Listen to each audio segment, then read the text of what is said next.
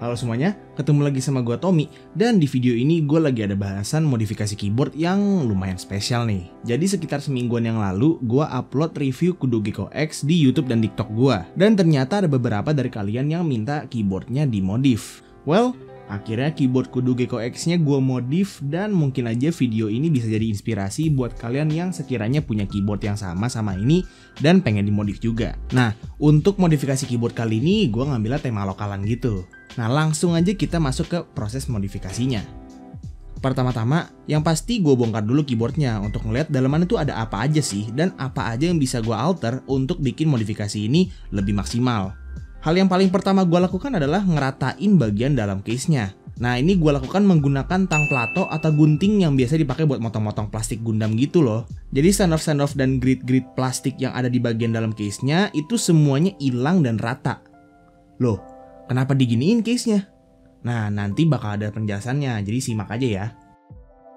Selanjutnya, gue mulai tuning stabilizersnya supaya dia itu anti-rattle dan ticking. Untuk stabilizersnya, karena di sini dia udah factory loop dari pabriknya, gue memutuskan untuk nggak ngeloop bagian housingnya karena ya males aja gitu megang-megang yang udah ada loopnya. Gue cuma tiban bagian loop yang ada di wirenya pakai Kelowna XAT BDZ gue. Pokoknya enough aja lah buat ngelapisin seluruh bagian ujung wirenya.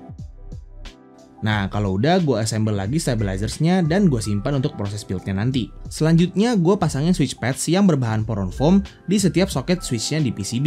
Nah, gue kebetulan sempat beli switch pads poron ini waktu gue lagi jalan-jalan ke offline store Tenjin pas dia grand opening. Dan sampai sekarang belum sempat kepake. So, gue memutuskan untuk ya why not lah pakai buat modifikasi ini aja. Nah, kalau udah kepasang semua switch padsnya, sekarang berarti udah siap untuk full reassemble lagi. Pertama-tama, pastinya gue bakal nyatuin PCB sama plate-nya dulu. Pertama, gue pasang stabilizer-nya dulu di plate-nya supaya nanti bisa lebih gampang buat ngasih jarak antara PCB sama plate-nya. Untuk switch-nya, di sini gue pakai switch yang namanya JWIC T1, sebuah switch tactile murah buatan JWK yang udah lumayan terkenal kualitasnya di harganya. Switch-nya di sini gue cukup stok aja karena jujur aja gue lagi mager banget buat ngeloop switch gini banyak. Apalagi kalau switch tactile kan harus di loop tuh button housing-nya karena ada bagian leaf-nya yang harus di loop. Ya repot aja gitu.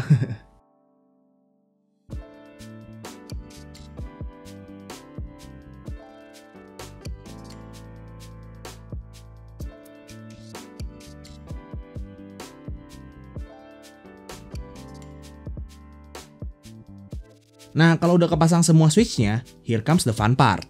Ingat kan tadi kalau bagian dalam case-nya udah gue ratain full sampai nggak ada penghalang sama sekali? Nah, hal ini gue lakuin karena gue mau coba mounting system Gami O-ring mount di keyboard ini. Jadi, di antara plate sama PCB-nya, gue sisipin Gami O-ring-nya yang nantinya bakalan ngehold supaya PCB sama plate-nya itu secure ke dalam case-nya. Ya, basically dia tuh substitute-nya baut lah ya. Oh iya, Gami O-ring mounting ini possible di Kudu Gecko X karena plate-nya yang membuat stabilizersnya itu semua ngadep ke dalam. Jadi dia tuh nggak ada stabilizer yang bakal ngalangin si Gami O-ring-nya untuk masuk ke antara plate sama PCB-nya. Nah, kalau udah kepasang Gami O-ring-nya, sebelum dipasang semua ke dalam case, gue sempet taruhin poron case foam dulu di dalam case-nya buat jadi dampening media. Terus, sekarang tinggal dimasukin semuanya ke dalam case-nya. Di sini emang harus pakai power dikit karena lumayan sempit ruangan case-nya dan bener-bener ngepas banget sama ukuran Gami O-ring-nya.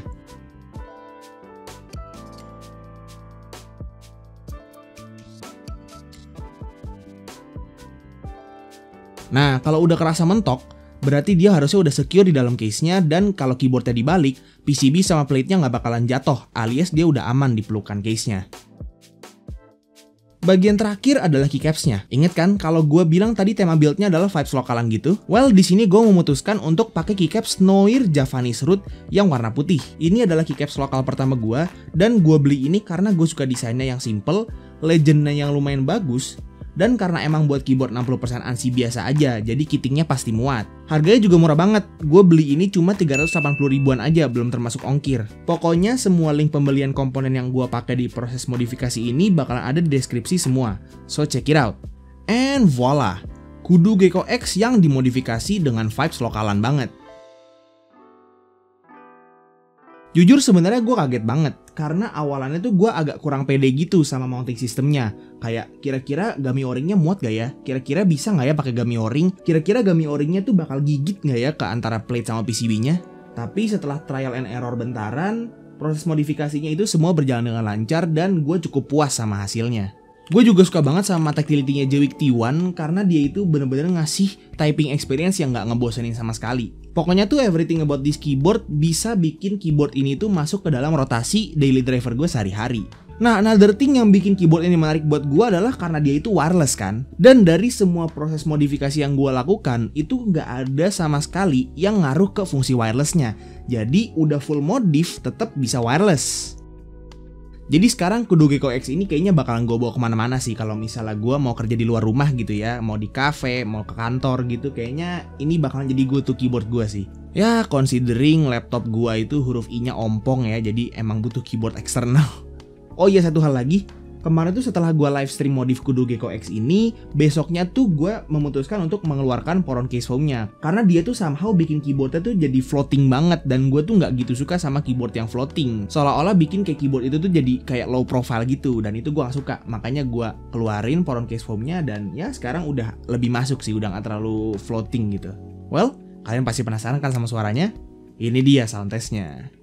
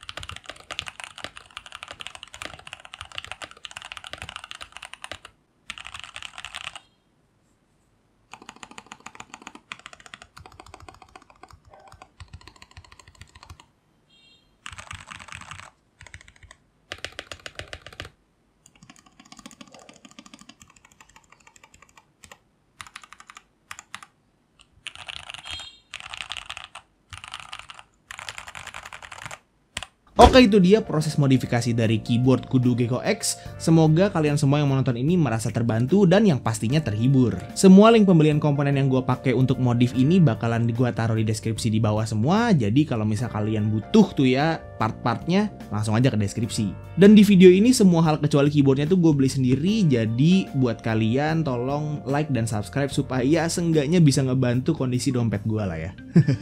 Oke, jadi itu aja untuk video hari ini. Terima kasih banyak semuanya yang udah nonton dari awal sampai akhir. Kalau misalnya kalian suka videonya, silahkan kasih tahu ke teman-teman kalian. Dan kalau misalnya kalian nggak suka videonya, silahkan kasih tahu ke gue. Jangan lupa juga untuk subscribe supaya kalian nggak kelewatan video-video dan live stream gue yang selanjutnya.